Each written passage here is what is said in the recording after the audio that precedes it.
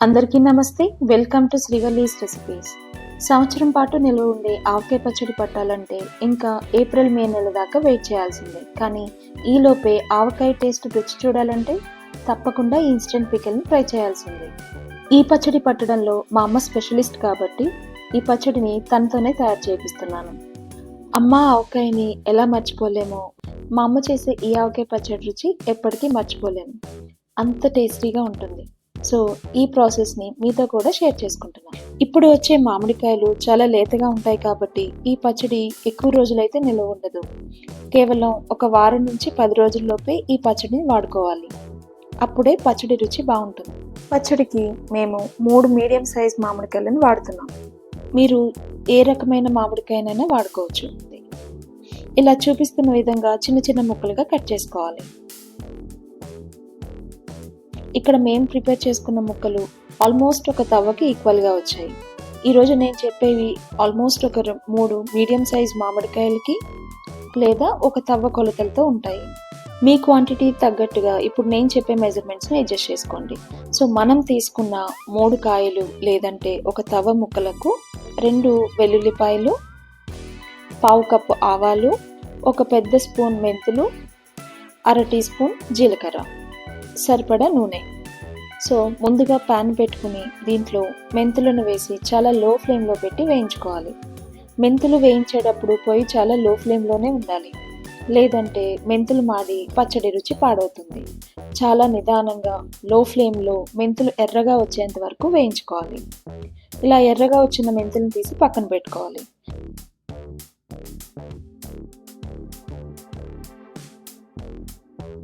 ఇప్పుడు అదే ప్యాన్లో మనం తీసుకున్న పావు కప్పు ఆవాలను కూడా వేసి చాలా నిదానంగా వేయించుకోవాలి. ఆవాలు బాగా వేగి చిట్పటలాడుతున్నప్పుడు జీలకర్రను కూడా వేసి ఒకసారి బాగా మిక్స్ చేసుకుని స్టవ్ ఆఫ్ చేసుకుని ఈ ఆవాలు మెంతులని బాగా చల్లారేంత వరకు చల్లారపెట్టుకోవాలి. ఇప్పుడు ఒక మిక్సీ జార్ తీసుకుని చల్లారిన ఆవాలు, మెంతులు, జీలకర్రను వేసి మెత్తని పౌడర్ చేసుకోవాలి. ఇప్పుడు ఈ పౌడర్ని తీసి బౌల్లో వేసి పక్కన పెట్టుకోవాలి. ఇప్పుడు ఇదే మిక్సీ జార్లో వెల్లుల్లి రెమ్మలను కూడా వేసి చూపిస్తున్న విధంగా చాలా బరకగా ఒక 2-3 సార్లు పల్స్ మోడ్లో మిక్సీ రన్ చేసుకుంటే సరిపోతుంది. ఇప్పుడు అస్సలు తడి లేని ఒక మిక్సింగ్ బౌల్ కానీ ఇలా చూపిస్తున్న విధంగా గిన్నె కానీ తీసుకుని దాంట్లో మామిడికాయ ముక్కలు, మిక్సీ పట్టుకున్న ఆవాలు, మెంతులు పొడి, బరకగా మిక్సీ పెట్టుకున్న వెల్లుల్లి, అలాగే మనం తీసుకున్న ఒక తవ్వ ముక్కలకి ఒక చిన్న టీ గ్లాస్తో ఉప్పు, అదే గ్లాస్తో 2 గ్లాసుల కారం. ఇక్కడ ఉప్పు, కారం అనేది మనం తీసుకున్న మామిడికాయ యొక్క పులుపు మీద డిపెండ్ అయి ఉంటుంది కాబట్టి కావాలంటే తగ్గించి వేసి మళ్ళీ మన ఈ పిక్కలకి నెక్స్ట్ డే కలిపేటప్పుడు అడ్జస్ట్ చేసుకోవచ్చు. కాబట్టి మీ రుచికి తగినట్లుగా వేసుకోండి.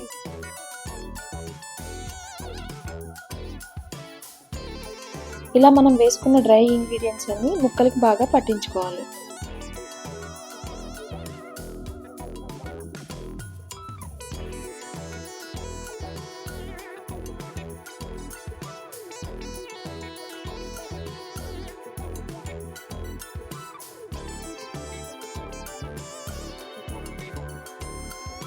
ఈ పచ్చడికి వేరుశనగ నూనె లేదా నువ్వుల నూనె అయితే టేస్ట్ బాగుంటుంది. నేను ఇక్కడ వేరుశనగ నూనె వాడుతున్నాను. మనం తీసుకున్న ముక్కలకి ఆల్మోస్ట్ ఒక 200 ml వరకు ఆయిల్ వేసుకున్నాం. ఈ ఉప్పు, కారం, ఆయిల్ని మనం మళ్ళీ నెక్స్ట్ డే మిక్స్ చేసుకునేటప్పుడు కావాలంటే అడ్జస్ట్ చేసుకోవచ్చు కాబట్టి చూసి వేసుకోవాలి.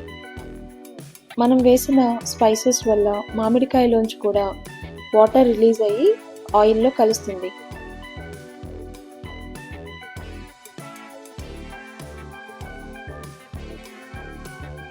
ఈ ఆయిల్, స్పైసెస్ అన్ని ముక్కలకు బాగా పట్టేటట్లుగా కలుపుకొని మూత పెట్టి పక్కకు పెట్టుకోవాలి.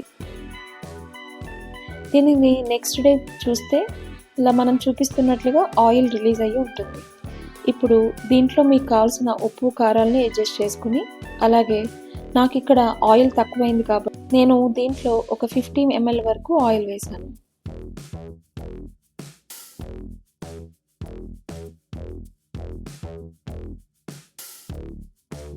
పుల్ల పుల్లగా కారం కారంగా ఎంతో టేస్టీగా ఉండే కొత్త ఆవకాయ పచ్చడి రెడీ. ఇది ఎక్కువ రోజులు స్టోర్ చేసుకోవాలంటే ఎయిర్ టైట్ కంటైనర్లో కానీ గ్లాస్ జార్లో కానీ స్టోర్ చేసుకోవాలి. అంతే, ఎంతో టేస్టీ అయిన కొత్త ఆవకాయ పచ్చడి రెడీ.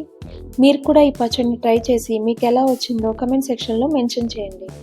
ఈ వీడియో నచ్చితే లైక్ చేసి మీ ఫ్రెండ్స్ అండ్ ఫ్యామిలీ మెంబర్స్కి షేర్ చేయండి. అలానే ఛానల్ని సబ్స్క్రైబ్ చేయడం మర్చిపోవద్దు. మరో మంచి వీడియోతో మీ ముందుకు వస్తాను. అంతవరకు థ్యాంక్ యూ.